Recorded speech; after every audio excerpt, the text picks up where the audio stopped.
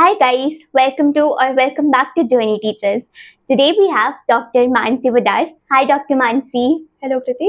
How are you doing today? I'm good. How are you? Doing good. How is your day going? Great. Great so far. Great. Are you nervous? Are you excited? A little bit of both. Okay, so what are we going to share here? Tell the audience. Okay.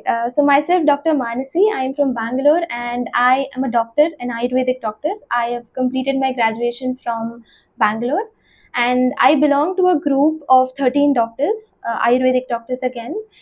We like to fondly call ourselves as Mukta Ayurveda. We have doctors from different parts of Karnataka and as well as different parts of India as well.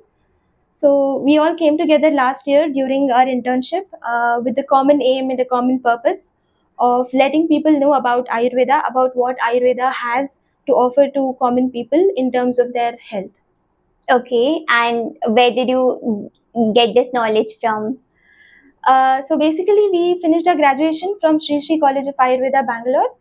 We were all classmates, and during our internship, we used to look at a lot of patients. We had interactions with our lecturers and teachers, and then we slowly thought, why not build upon this idea, right? So we all wanted to learn more, and at the same time, make people aware about this science, about this knowledge.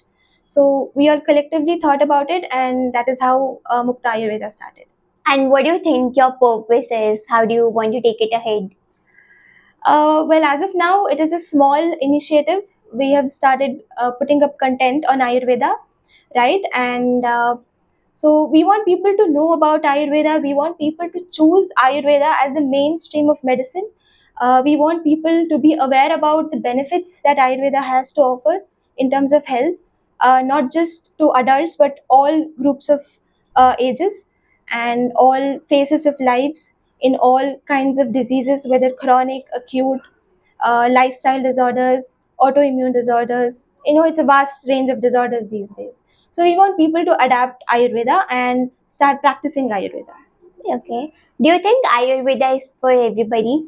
Definitely, everybody. Why do you think From that? from the moment of conception, when the embryo is in the mother of the is in the womb of the mother, from then till death, Ayurveda is for everybody. Okay.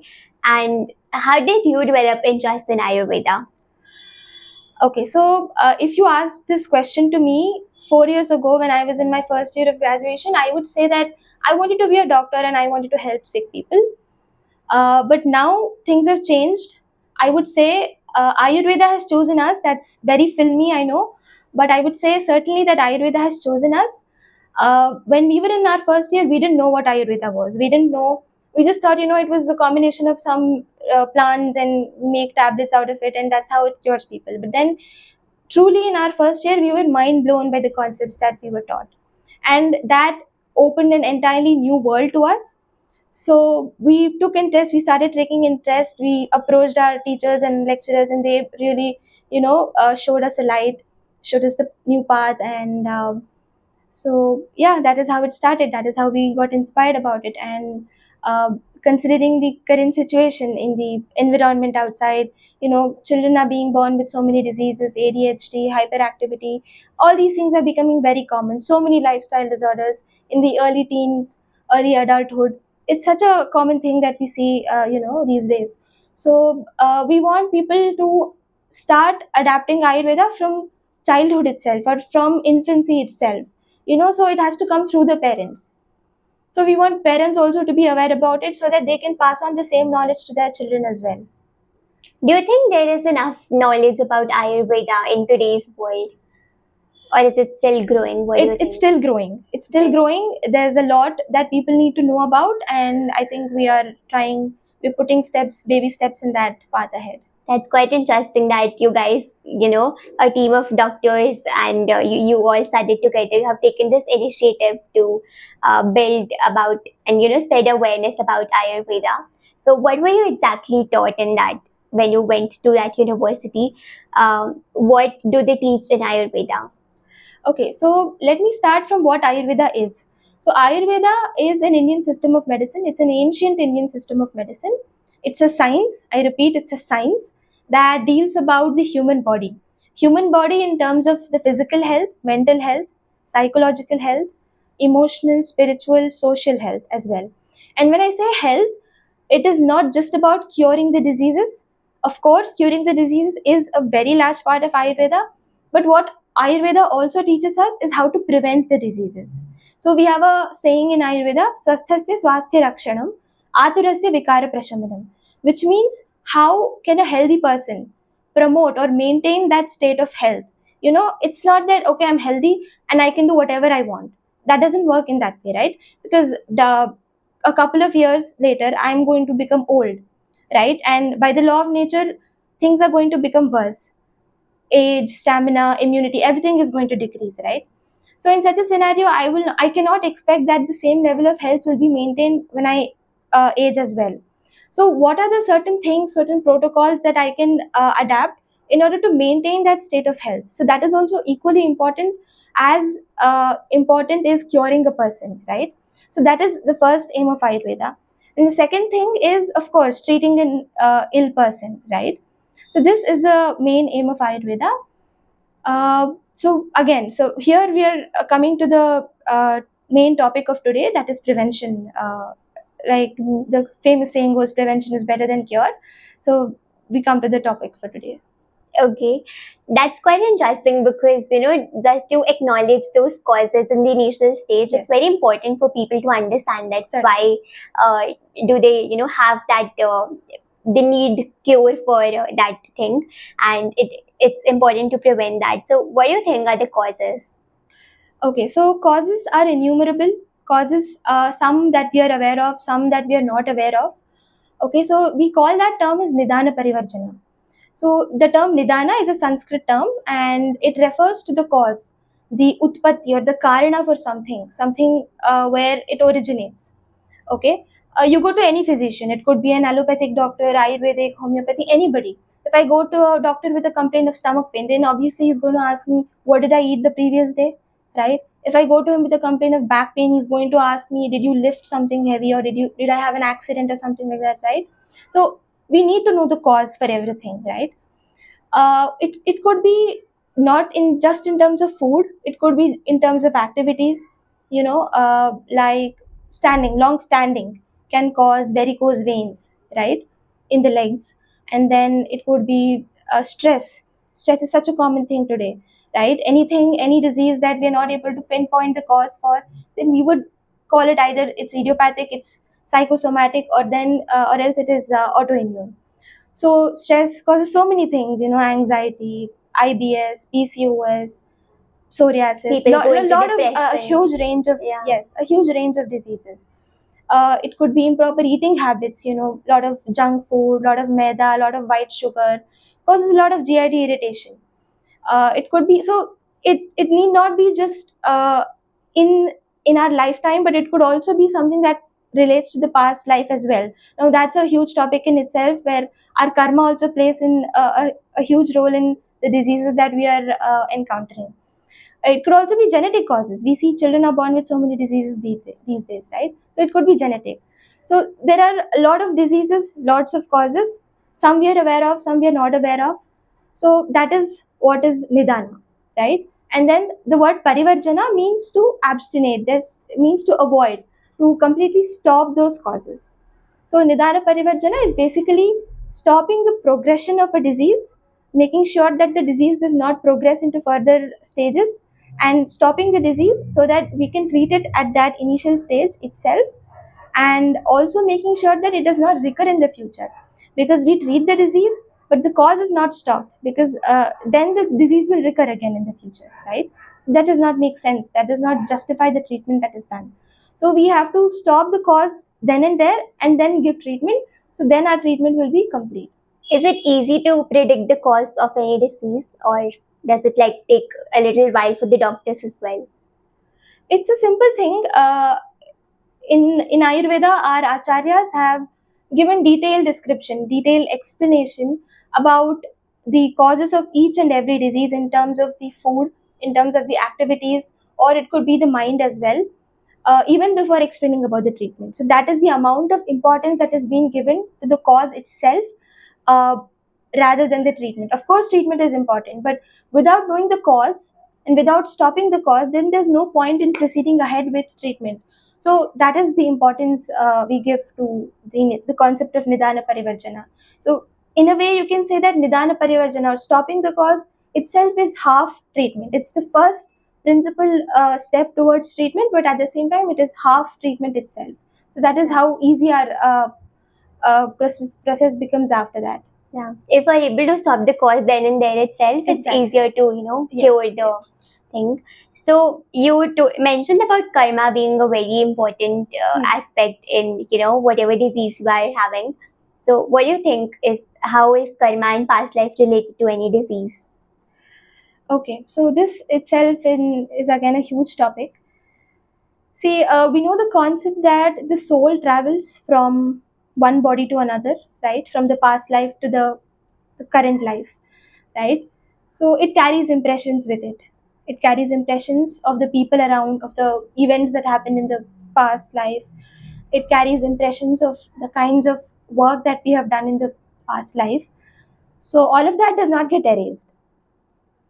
Now, when we come to this birth, we carry those impressions with us in a very subtle form, and we tend to, we tend to perform the same kind of things, whether right or wrong, and those wrong actions impact our health, impact our mind. So when mind is impacted, obviously it takes a toll on the body, takes a toll on the physical health. Right. So everything is really attached to our psychological well-being. Absolutely, absolutely. That is very important for the physical Yes. well-being as well. Do you think Ayurveda, people, how do you think people perceive Ayurveda as?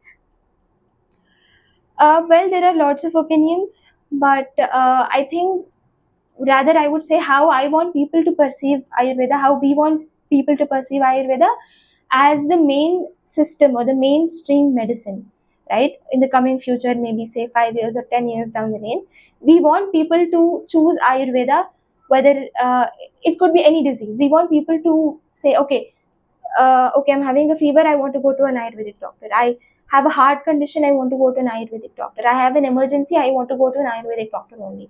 So that is the kind of familiarity, that is the kind of trust we want people to have on Ayurveda. Many people might, just think that Ayurveda is very old technique, or what are the differences when you think about homeopathy or allopathy as well? Mhm. So Ayurveda is certainly ancient. Okay, it's a part of the Atharva Veda. It is a sub part of the Atharva Veda. So certainly it's very old. Uh, but then over a period of time, Ayurveda, the predominance of Ayurveda declined for multiple reasons, and it took a back set. Say during the Mughal rule or during the British era, during Buddhism and Jainism periods, it took a back set. But then, Why did it decline if it's like so effective? okay, so first thing is the Buddhism and Jainism movements that preached about ahimsa, right? So ahimsa towards everyone and everything around us. Now in Ayurveda we use plants, right? So we pluck the leaves, we take the roots, we take the fruits, seeds and all. So they considered this as a form of harm, okay? And then we have surgeries in Ayurveda. So the surgeries were extensively performed back then, but then opening up a body in order to treat him or her was also perceived as a form of himsa. So that is why it took a backseat during Buddhism and Jainism. And then over a period of time, also the English rule came in, the British rule came in, and they brought with them the Western form of education.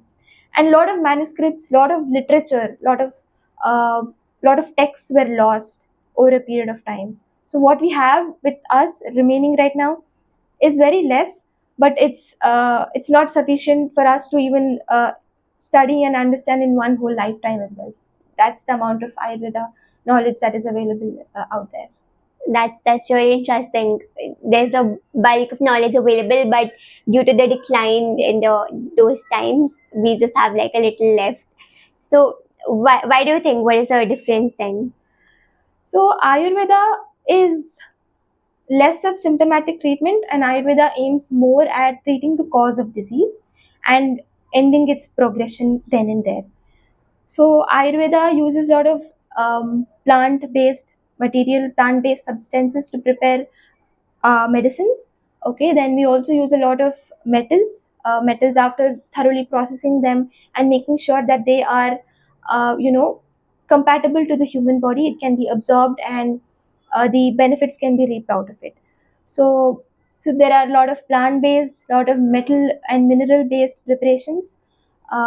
Then also there is a surgical aspect of Ayurveda where we deal with surgeries. A lot of complicated surgeries used to be dealt back in those ancient times. Now, also surgeries are performed. For example, hemorrhoidal surgeries, anorectal surgeries are performed extensively. Kshara Sutra is one of the most famous, most recommended treatment for hemorrhoids.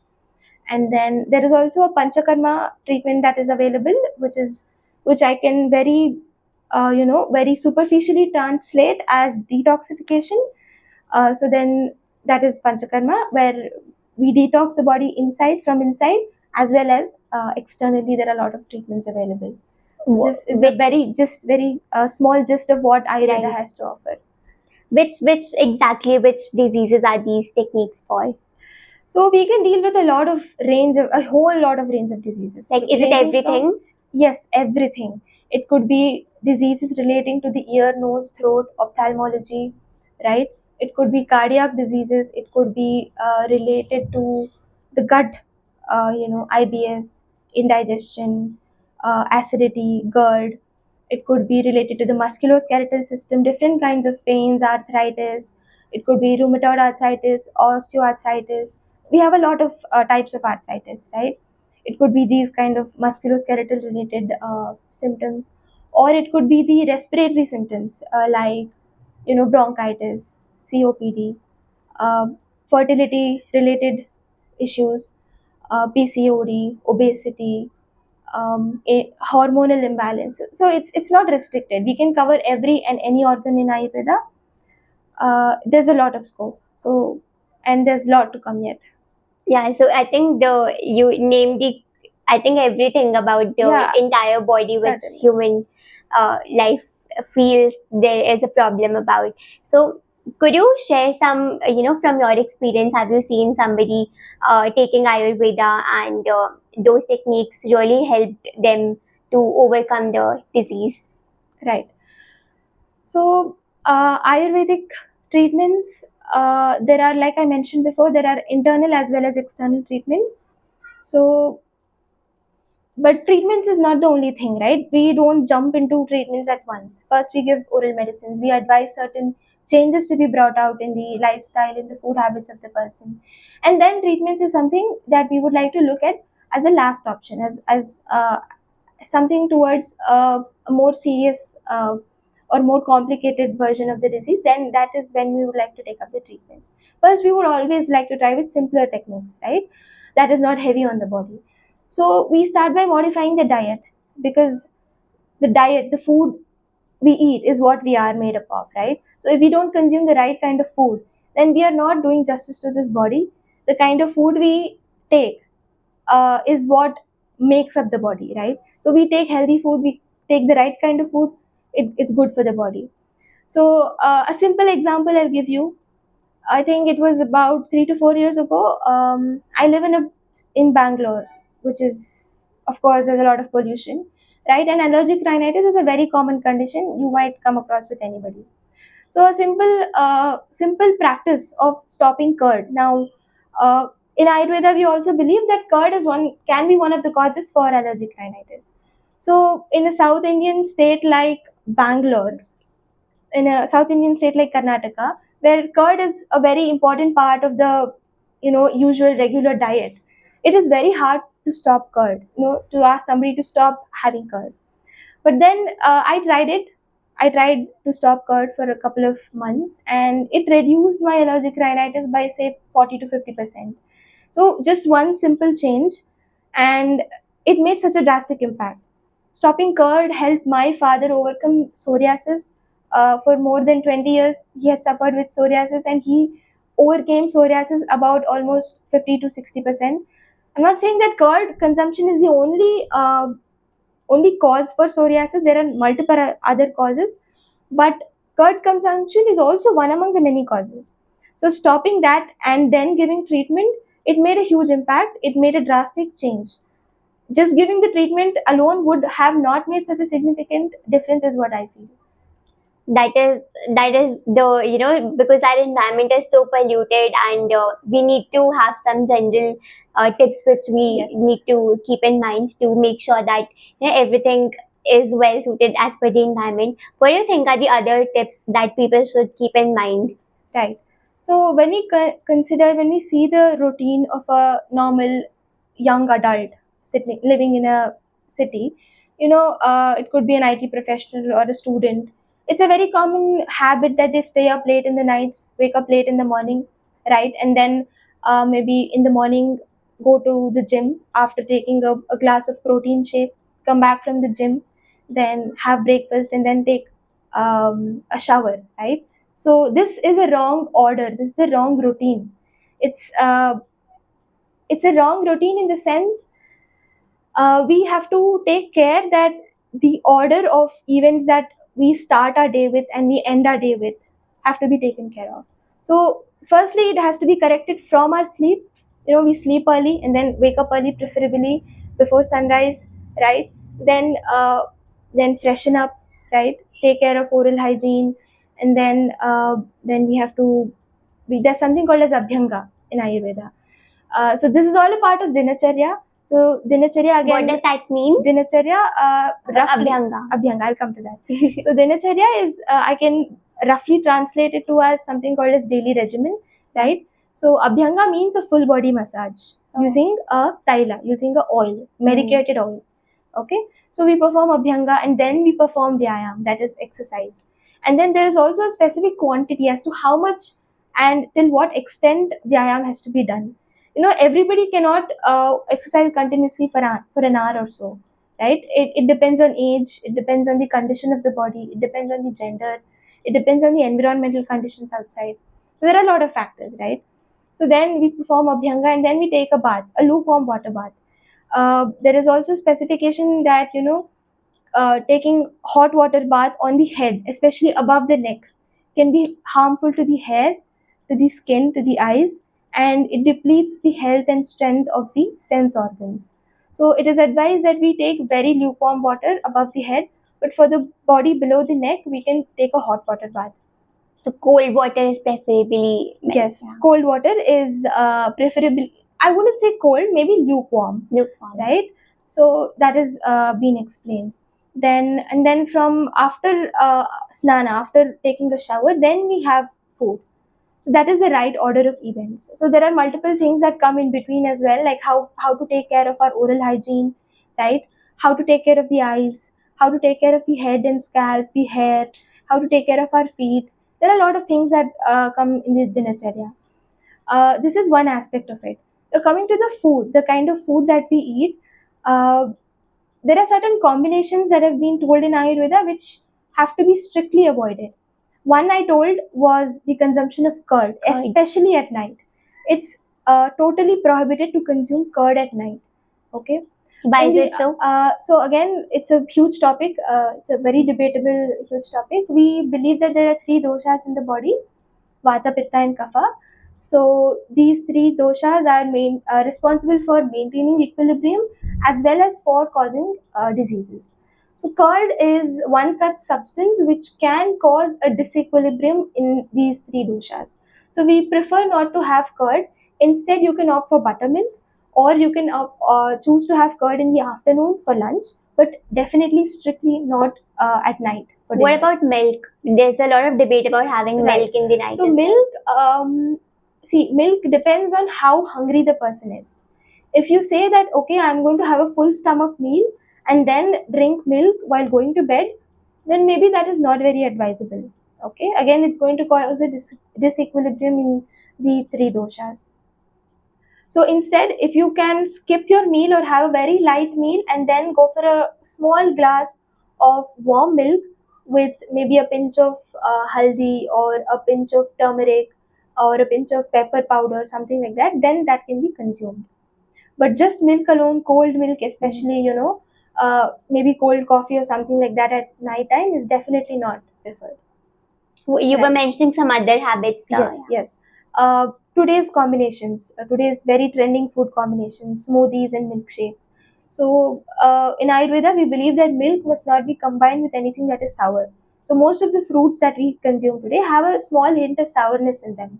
It could be apple, banana, it could be strawberry. Most of these fruits are slightly sour, right? So, milk is not supposed to be combined with any of these. Similarly, meat, any kind of meat is not supposed to be cooked along with curd or milk, right? We make pastas. We make pastas mostly out of maida, and then we add milk. We add salt to it, right? We put seasonings in that, different kinds of seasonings, so they don't go together as well, right? And then this order, like I said before, performing exercise and then having breakfast is the right order that needs to be followed, not the other way around. Or not having a bath first and then eating food. That's the correct order. We take a bath first and then we are supposed to eat food, right? That's how we are also taught to do in our culture, in our Sanatana Dharma, that we have bath first and then we eat food, right? It's not the other way around. So these are some things that we can change in our everyday lives, because now we are young at the we are young adults. We have good stamina, immunity. We can digest most of the things that we eat. But 20 years down the lane, when I become old, it's not going to be the same, right? I'm going to become old. My immunity, stamina, everything is going to decrease. So what did not impact me 20 years ago, it might not be the same 20 years down the lane, because I will not be able to digest anything and everything that I eat. That's how nature is, right? It's not going to be the same. So, that time, if I expect that this is not going to impact me, these wrong practices that I've been doing for such a long time is not going to impact me, then that's not how it works. They will certainly take a toll, and it's going to be a serious toll on one's health at that time. Yeah. And then it is going to be too late to make any corrections. And these are some of the very important things, because people, really intermix all of these practices. Right. So, do you think it's possible for people in this day and age to follow this in the correct order? Because there's a lot of stress, a lot of, hectic life they face. So, is it so that they should follow the correct order, and how is it exactly possible? Yes, certainly it is possible. Once people start doing it and once they realize how beneficial it has been for their own health, they will start doing it on their own. Because these are all simple things that our ancestors used to do back then. They used to eat food only twice a day, right? But then now we eat 3 to 4 times. We take munches in between. We consume multiple times, right? So that is not a great habit, right? So it is possible. The thing is, people need to be aware about these practices. They need to make some time, of course, a little bit of time for themselves. So that is not only going to help in their health, but then it is also going to take care of the family, because one person is benefited, the family around them sees, okay, she's doing something new and that is helping her, then the family around them will automatically start adopting it, right? So it's a matter of practice and how much faith we have in that science, how much faith and how much trust we put into that science. Right, that's really true. I think the benefits you are talking about, it's really great. So how do you think people can regain their trust in Ayurveda? Because after that decline, of course, we mentioned that people might have considered that to be a very slow process. And is it so? Is it exactly so? No, Ayurveda is certainly not a slow process, but it is not something that gives quick fixes, right? So, say for example, a paracetamol, it brings down fever in 6 hours, but then after 6 hours, after the effect of that paracetamol fades away, the temperature again It rises, comes back, right? yeah. So that does not happen in Ayurveda. So it will take about a day or two, even without paracetamol, to be without fever, for your temperature to completely come down, right? So it's the same in Ayurveda as well. It's not like we're just treating the fever, but we are treating the inside of the body. Temperature might not come down immediately, but then it's working on the internal aspect of the body. It's working on the doshas in the body. It is cleansing the system, it's cleansing the gut, and that is how it is working. So it's a completely different concept, completely different mechanism of how the Ayurvedic medicines work and impact the body. What are the other materials which are a part of Ayurveda? Is it just medicines, or is it some techniques, exercises? What are those? Right. So Ayurveda includes a lot of plants and metal substances in its medicines. Apart from that, we use we use the leeches for treatment. So the leeches are used. So leeches have been considered as one among the greatest, tool to purify the blood, to remove the toxic blood from the body, right? So it could be the leeches. Then there are a lot of treatments, like I said, the full body massage. Of course, it's a part of dinacharya, the daily regimen, but it is also one among the panchakarma techniques, so wherein we are performing a very detailed and very thorough massage body on the body externally. So it lasts for about 45 to 60 minutes. So that's a detailed process. That is not something we want in our dinacharya, right? Because we don't have that much time. We have hardly 5 to 10 minutes. We can spare 5 to 10 minutes only for that. So there are a lot of procedures like this. There are potli massages where we put some medicines in a potli and then we use it on specific parts for pains. And there is something called as Agni Karma, Shastra Karma. There's something called as Vidha Karma, that is a quick fix for pains, different kinds of pains. So we have seen practically that when patients are suffering with pain, and this treatment works instantly on them. It's like 5 minutes the procedure is done and then the patient is like, okay, doctor sir, pain is gone. That is how fast it is. So there are different treatment modalities, but it is up to the doctor to choose how and when what has to be used. See, a condition that has been with you, a chronic condition for the past 10 years, 20 years, if you expect that it just goes away within a day or two, it's not right. Not It's possible, not yeah. possible, right?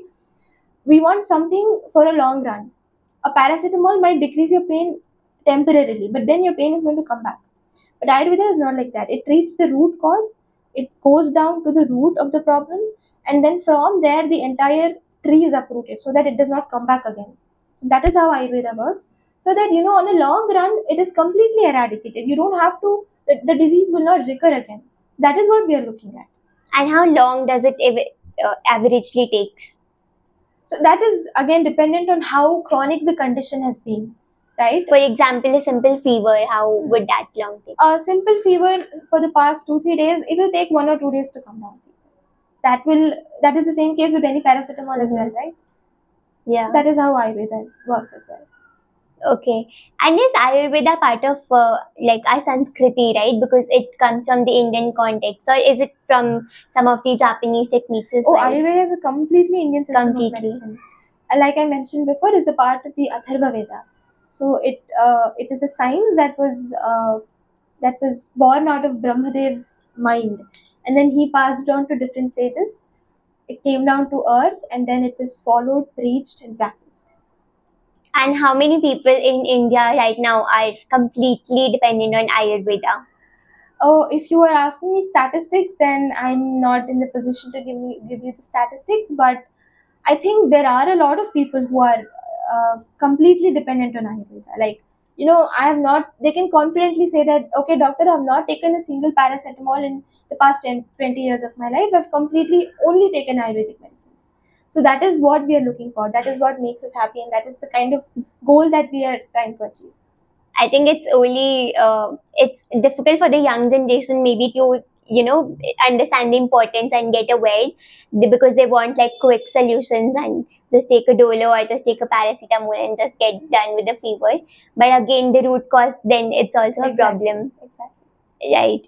And how do you think, what are the preventions that people must make sure that they do and they adapt, so that that Ayurveda doctor is their complete guide throughout whatever may come? So firstly, find and put your complete trust on an Ayurvedic doctor, right? You have to have faith in that science, because it's not something that is random. It's a science. There's logic to it. There's reasoning to it, right?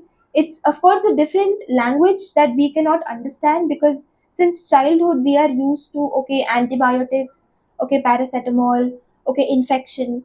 But then Ayurveda has a different language. It sounds like Greek and Latin, because when I mentioned Tridoshas, Vata, Pitta, and Kapha to a common man, I'm like, what is this, right? Because that is not the language we are used to.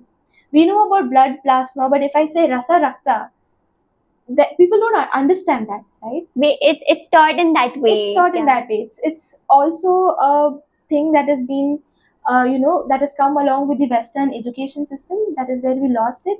But then I think there is a lot of effort going on to revive that knowledge back and make people put their trust in it. How many doctors in Bangalore are doing that? Is it like just your team, or you have Oh, there are multiple doctors. You'll find an Ayurvedic clinic in every other road. There are multiple doctors, and throughout India, there are. I cannot give you statistics, but there are. It's growing. It's growing rapidly. People are turning towards Ayurveda. So, what do you think? How do you see all over India and maybe in the global countries as well? If we get a chance, how would you want to take Ayurveda there? Okay, so internationally, a lot of countries are now changing their perspective about medicine, are changing their approach to how they want to deal with their health. So they are turning to alternative systems of medicine, and Ayurveda is one among them. So a lot of foreign countries, I must say Germany, especially France, and these European countries, they are really interested in knowing about Ayurveda. They want to know about Sanskrit, so they are getting a lot from our culture, right? And India is also doing a lot of efforts from her end to make this a global system of medicine, bring it out to the world, not just the nation, bring it out to the entire world. Yeah. Is it that's truly incredible, and of course, as a country for India, it's very great if our culture is displayed outside on a global level. So, do you think this Ayurveda practice, all of this, it's what? How do people choose between what they go for? Is it like they should be completely dependent on Ayurveda, or how do they choose from homeopathy or allopathy? So I think it's a word of mouth. Okay, so there's somebody who goes and gets treated by an Ayurvedic doctor. They have actually seen how well it works, so they go and tell it to somebody else, right? That is one way. Or else, like they have a doctor in the family, and the near and dear ones they start following, and then they go and tell it to different people. So that is how it spreads.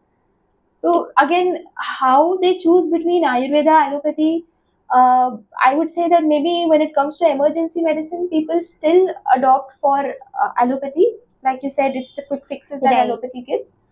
But we do have certain practitioners, certain doctors. Of course, there are few of them because we don't have the opportunity to practice emergency medicine because somebody is having a heart attack until and unless that person's family has complete faith in an Ayurvedic doctor, they will not take him there, right? Until and unless that person's family knows that okay, this Ayurvedic physician can deal with such emergency cases, they will not take him there. They will always think of going to an allopathic hospital to get him treated, right? So the scope of practice itself is less, but then again, we are working towards that as well. Have you or any of your team members might have faced such extreme situations? Would you want to give We would an like to give a example? try. Certainly, yes. Such a situation has not yet come, but if at all, yes, then we would like to look at what options we have. Okay. And is it like, does it come with a guarantee to Does save? allopathic medicine come with a guarantee? Right, that's true. Right? Right. Yeah. So there's nothing, there's no science beyond our fate, right? We can only try, but we are not God Himself. We Hmm. cannot alter somebody's lifespan, right? So we can try, we can give our level best, whether it is allopathy or Ayurveda, we can all try together, Yeah. but nothing is guaranteed, right? I think this is the Ultimate truth. this is the ultimate truth which doctors have to face, We have to that patients have to trust them with whatever may come. Yeah. What are the other misconceptions you feel as an Ayurvedic doctor? How do people perceive you, and how different do you think you are as compared to those with white coats and they sit in the hospitals and all of that? Okay. So people think that Ayurveda is about just a full body massage, right? We have people who come to our hospital who approach us, saying that okay, I'm feeling very tired and I traveled a lot, so can I just get a full body massage done? So that is not just what Ayurveda is. It's That it's can very be done in distinct. a salon or spa as well. Exactly, it's not a spa. Ayurveda is not a spa center, right? So it's not a resort where you can offer spa. It's a treatment. It's a way of living. It's like I said before. It teaches us not just about the human physical health, but it also teaches us how to live in a society. the right and wrong things we should be doing, we should not be doing, right? What is the kind of food we have to consume to maintain our health, right? So it's important that we learn these things from a very young age, because over a period of time it becomes too late and we cannot reverse things back then. So it's a simple thing, it's a simple concept in Ayurveda that we listen to our body. Okay, you feel hungry, you eat. Don't eat because it's your lunchtime. Are you feeling hungry at this point of time? It could be 1 o'clock, it could be 2 o'clock, it could be 3 o'clock, it could be 4 o'clock. Okay, but then you have to listen to your body. If it's going up to 4 o'clock, then there's certainly wrong. You have to get that treated. I'm not saying it's right, but you've got to listen to your body, what it needs. Right, It's a that makes simple sense. concept. Yeah, that is really true because whenever your body actually gives you signals. Exactly. I've heard it somewhere that if you get some kind of pimples or anything on your face, it is a signal that something wrong is happening inside. Have you heard of such things? Well, the quality of blood is reflected on the skin, right? So, yes, to a certain extent, yes, something is wrong, maybe severe, maybe not severe, but I can say that, yeah, certain something is wrong in the body when it is showing up on the skin. How do people with the spectacles, how do they approach Ayurvedic doctors? Okay. So in Ayurveda, we have different treatments for the eye as well. So I'm not saying that we can completely eradicate the numbers, right? But symptomatic improvement is seen in the patient. So there's a probably a 10-year-old kid who has glasses. He's unable to see the blackboard in his class. So parents bring such kids. So we give them treatment for 5 days or 7 days, and then they have symptomatic improvement. But maybe it might not show in terms of numbers, because it's too short a duration, 7 days, to drastically change. Of course, there's not going to be any drastic change in numbers. The numbers from -4 won't become zero, right? It's going to be a very gradual change, and it is going to require multiple times of treatment, multiple sittings of treatment, maybe every 3 months or maybe every 6 months. So only then you will start seeing the change in numbers. That is going to be gradual again, maybe from -4 to -3.5, something like that. And then maybe it will take 2 to 3 years for the numbers to slowly come down, to taper down the numbers, but then symptomatic improvement will be there. Right, and it will Yes. actually remove the number instead of people going for a LASIK surgery, Definitely. which just decrease the current number. Yeah, I mean, I'm not going to claim that this is 100%, because it also depends on age. If Right, it's a kid and it is just started, then yes, there are chances.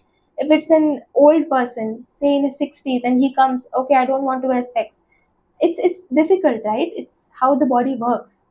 We cannot change what nature has made. We cannot reverse certain things that nature has created for us. and it's genetic, a lot of It's genetic a lot of factors. genetics also, right? Right. How do you think parents, you mentioned the point about parents being an important factor when it comes to teaching the next generation about Right. Ayurveda. Right. How do you think they play an important role? Right. So we know children learn from parents, right? If parents follow a healthy lifestyle, they wake up early in the morning, then children will automatically do that. If parents indulge in exercising, then they will also automatically look at them and start adopting the same practices. Now, if you tell the kids, they won't listen, but they will see what we do and then they will practice it. Now, eating vegetables, if the parents eat the vegetables, then the children will automatically eat it. If parents are picky, then children will also be picky, right? So it's completely on the parents how they start, uh, how they bring the children into these practices, right? When we were children, it was a custom during every Deepavali that we used to have a Abhyanga Snana. So full body massage, our elders used to give us a complete oil bath and then a hot water bath. So, but then we see that this practice has somehow come down. During Gudi Padwa, we have the neem flower and jaggeries, right? So how many people actually practice these kind of things, right? We see that it is reducing. Hmm. Now, neem is something so amazing for the health, for the gut. It's a natural detoxifier, but we don't see that people are practicing it these days. It's such simple things that matter and children learn from. Right. If they're taught from in the childhood itself, it's easier for them. Yes, yes. Can it be practiced at home to a certain extent? Definitely, definitely. This concept of dinacharya, rutucharya, it's meant for everybody. Like I mentioned, it's meant from children till age old adults, right? Everybody can practice it, and it's not like you have to go to a doctor. You have to ask the doctor every day and do it. It's a matter of practice. Like how we brush our teeth every day, that's how we have to start doing abhyanga, right? That's how we have to start having the right kind of eating practices. That's how we have to start having the right sleep routine. Do you think Ayurvedic doctors can replace dietitians as well? Because I think you mentioned about the food habits, a daily routine diet has to be a balanced diet which has to be followed. So I wouldn't say replace because diet is an integral part of our health. Certainly, it has to be customized. Okay, it's not going to be the same for everybody. We have to consider multiple factors: the nutritional requirement, what kind of digestive strength or the agni, what we call the digestive fire that a patient is having, what is the age of the patient, and what is available around us. Right, we have to eat what is locally available. Right, so how it is grown, what are the benefits of having it, is that required for my body or not. So these things can only come to the knowledge only by speaking with with a doctor, with an Ayurvedic doctor. While a dietitian is somebody who can give you the count of calories, right? What kind of calories, how much calories in what kind of food. So what are the different combinations? They will give you combinations, but then like I mentioned before, Ayurveda also tells what is the right combination and what is not. Fruits with milk, milk with meat. These combinations are not allowed, are not advised in Ayurveda. But then a dietitian will not tell all those things. So it's not the same. It's It'll not be the same. different It'll from be both of different. them. Yes, yes. Okay. And we often see people going to a doctor only when they face a disease, and while Ayurveda also identify the root cause of a disease. So, how do you think can people incorporate these techniques in their day-to-day life so that uh, you know they don't have to face a disease to actually go to a doctor while they have a Right. good. So the best thing they can do is recognize the causes that is causing a disease. Now, if I'm having a cold, recurrent cold, then what is causing that cold? Am I traveling around too much in the cold weather? Am I getting drenched in the rain? Or am I having something cold or ice cream or junk food that is causing me the rhinitis, the recurrent cold? So we need to find out the cause and stop the cause then and there, right? So it's like a plant, it's like a weed that is growing in my garden. If I keep nurturing that weed, it is obviously going to grow, right? But if I stop giving water to that, then it will automatically die and then I can uproot it and throw it off. So that is how it works. So firstly, identify the cause, okay, and completely stop it. And then you can get treated. And then you have to also start following Dinacharya and Rutucharya, the daily regimen as well as the seasonal regimen. So my daily routine cannot be the same in summer and monsoon. When the weather around is changing me, it is going to impact my body and it's going to impact the three doshas in my body, and I have to take care of the doshas that are getting imbalanced in different ways during summer and monsoon. So we have to tend to that separately. So there is something called as rutucharya for that, for the 6 rutus, for the shad rutus that are there. So we have different regimen for each of the rutus. And how do people can get all of this knowledge from? Where do they? Contact an Ayurvedic doctor, find an Ayurvedic doctor, and talk to them. Sure. I think I will leave your details also in the description below for the audience to check them out. And as a doctor, as an Ayurvedic doctor, and you have a team as well, how much all of this is true for your own lives? Yes. Just out of curiosity. Yes, certainly. I know. So in our very first year of graduation, our teachers started, they started to motivate us to practice these ourselves. I mean, we also used to find, array, what is Abhyanga going to, how much is it going to make a difference? Just to trust the Just- process is a little difficult. Yeah. So it's a matter of trust, not just in the process, not just in our lecturers and teachers, but also in that science. Because somebody who is so the acharyas who wrote those manuscripts, who wrote those textbooks, those amazing precious textbooks of Ayurveda, they are not some common man like you and me, right? They they were sages. They had so much of power, and they practiced, and it was something that was God gifted to them. So it's also trust in them, right? They wouldn't say something that is not beneficial just for the sake of saying it. They wouldn't do it. So it's a trust in that. And then when we started following it, we saw how amazing the results were, and then we changed ourselves. So yeah, that is how it starts working. Do you remember that point when you realized, so when you were surprised yourself, oh, this is Definitely. work? Yes. Like I mentioned, the curd that I quit, Oh, right? Me being a South Indian myself, it's a huge change. So I'm saying again, it's not going to happen overnight. Okay, so today I decide to quit curd, and from tomorrow I have stopped curd. It doesn't happen that way. It has to happen gradually, like I yeah. mentioned.